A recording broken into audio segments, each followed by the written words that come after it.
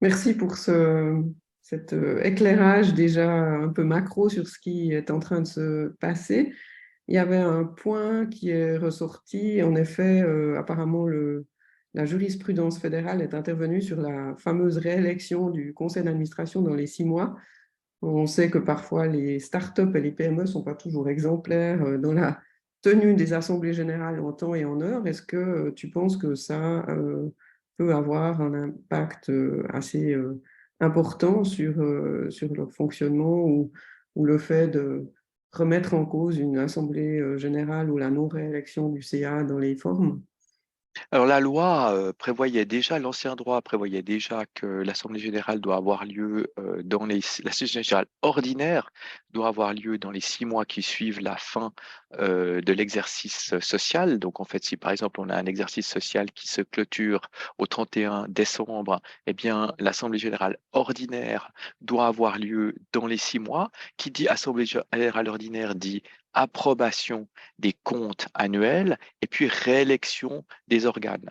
Donc, si par exemple, on a des membres du conseil d'administration qui doivent être réélus, donc dont le mandat arrive à échéance et il n'y a pas dans dans ce délai d'assemblée générale ordinaire qui les réélit, à ce moment-là, ces membres du conseil d'administration ne sont pas réélus et donc la société peut se trouver dans une situation de carence dans son organisation puisqu'elle n'a plus les organes nécessaires à son fonctionnement.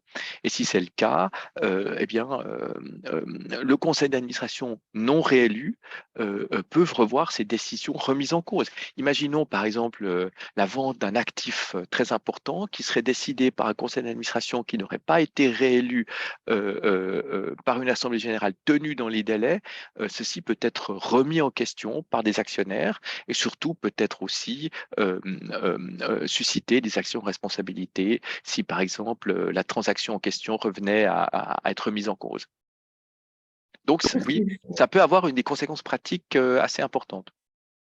Merci Christophe de nous rappeler l'importance de ce formalisme qui, ma foi, parfois manque un tout petit peu dans nos jeunes pousses ou dans nos startups et scale-up. Alors, Oui, c'est vrai que tu nous as parlé tout à l'heure de cette question du surendettement, de cette situation dans laquelle, évidemment, beaucoup de jeunes pousses de startups se trouvent. Maintenant, on parle d'un système d'alerte précoce, de surveillance des liquidités et de solvabilité. Euh, c'est clair qu'avant, il y avait une certaine pratique. Maintenant, qu'est-ce que ça change pour nos startups? Est-ce que ça veut dire que le conseil d'administration va être d'autant plus appelé à avoir un œil très attentif sur ces questions de surveillance des finances? alors en fait, ça devrait rien changer parce que cash is king et cash a toujours été king. Et c'est pas la loi nouvelle et le nouveau droit qui le rend aussi essentiel. Ça a toujours été le cas. Simplement maintenant, c'est une obligation légale et comme c'est une obligation légale, on peut dire que qui dit obligation dit manquement à cette obligation et donc en quelque sorte responsabilité. Euh, donc maintenant, effectivement, le conseil d'administration a pour obligation légale de surveiller la solvabilité de la société, euh, euh, par exemple en établissement un plan de liquidité. En son sein, c'est un tableau de bord que le conseil d'administration doit établir et qui doit le guider dans ses activités quasi quotidiennes. Je pense que les startups sont assez habituées à cela. Elles surveillent leur liquidité, elles devraient surveiller leur liquidité comme le lait sur le feu. Je pense ça, elles le font. C'est plutôt dans les PME qui ont l'habitude de bien rouler, euh, dont finalement on va voir une fois par semaine ce qu'il y a sur le compte. Euh, et puis finalement, on fait confiance. Au débiteur et puis on se dit bah finalement ce fournisseur s'il paye pas tout de suite on va pas vraiment s'inquiéter etc mais si par exemple on est dépendant à un client principal et que ce client tout d'un coup vient ne plus payer, la PME peut être dans une situation extrêmement délicate. Et c'est là où justement la surveillance de la solvabilité doit être essentiel. On ne peut plus simplement se baser sur des critères purement comptables, des critères purement bilanciels. On doit vraiment s'inquiéter si on a un fournisseur prépondérant et que celui-ci devient à plus payer. Quelle est la solvabilité de la société? Comment est-ce qu'on va pouvoir survivre si ce client ne paye plus? Absolument, et c'est quelque chose que l'on prône de façon systématique dans nos sessions, que la visibilité sur le cash est absolument fondamentale. C'est beaucoup de bon sens, en fait, finalement. C'est juste, c'est juste. Euh, Quelles sont les précisions que la loi vient d'amener sur la perte en capital, ces questions de convocation d'AG, est-ce que tu peux nous en dire un tout petit peu plus? Alors, dans l'ancien droit, on avait une disposition très connue, l'article 725, qui prévoyait dans la même disposition en fait deux seuils d'alerte au niveau bilanciel. D'abord, si la moitié du capital action n'est pas couvert, on avait une obligation pour la société de procéder à des mesures d'assainissement. Et puis, le deuxième seuil d'alerte, c'est si la totalité du capital action n'est plus couverte, à ce moment-là, on devait faire appel au juge et donc, en gros, déposer le bilan. Euh, on reprend ces deux seuils, mais dans deux dispositions distinctes, l'article 725A et l'article 725B. 725, c'est ce qu'on appelle désormais la perte de capital, c'est-à-dire en fait si la moitié du capital action n'est pas couverte. Et là, on retrouve les obligations de tirer la sonnette d'alarme, de prendre des mesures d'assainissement telles qu'on l'avait déjà à l'article 725 alinéa 1 de l'ancien droit. Donc là, il n'y a pratiquement rien changé. La nouveauté, c'est en ce qui concerne le surendettement, c'est-à-dire en fait l'entier du capital action n'est plus couvert. À ce moment-là, c'est le 725B nouveau qui s'applique et l'obligation est là pour le conseil d'administration de dresser un bilan aux valeurs de continuation et de liquidation et puis de déterminer si finalement on veut continuer l'exploitation de la société ou pas. Si on veut la continuer, à ce moment-là, le code offre à la société un délai de grâce de 90 jours pour trouver des moyens afin de continuer l'exploitation de la société, donc de, de trouver des moyens pour assainir la société sans nécessairement aller devant le juge. Et si à l'issue de ce délai de grâce de 90 jours, ces dispositions ou ces mesures n'ont pas permis d'envisager des solutions pérennes pour assainir la société, à ce moment-là, le conseil d'administration est obligé d'avertir le juge. Donc, on a moins d'automaticité, on a moins on a une plus grande souplesse dans l'avis au juge. Et ça, c'est le corollaire de la suppression, par ailleurs, de l'ancien article 725A qui prévoyait l'ajournement de la faillite. On n'a plus maintenant d'ajournement de la faillite. L'ajournement est supprimé et il est remplacé par un sursis concordataire.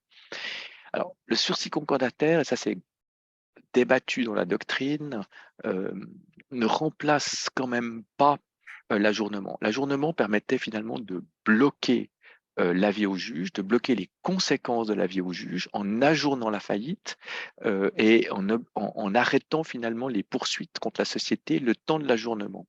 Ceci n'existe plus et le, le sursis concordataire en fait remplace cela, mais seulement d'une certaine manière.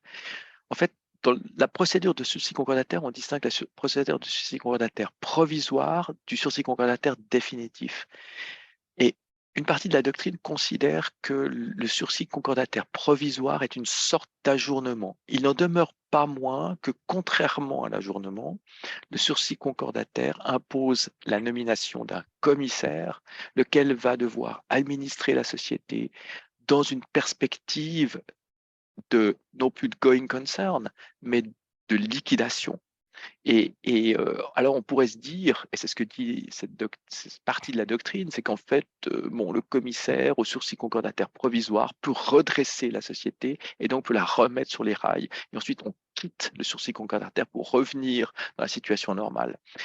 J'y crois moyennement. Ici, par Lausanne, dans le canton de Vaud, mais aussi ailleurs, les commissaires au sursis sont en général des gens qui sont habitués à finalement expédier les affaires courantes et à ne pas véritablement redresser la société.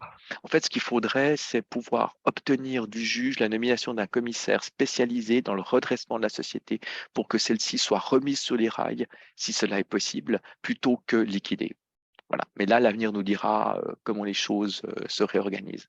Mais personnellement, je suis assez enclin à déplorer la disparition de l'ajournement de faillite qui jouait bien son rôle et qui pouvait par ailleurs préexister, nonobstant les nouvelles articles 725A et B tels que je viens de le décrire.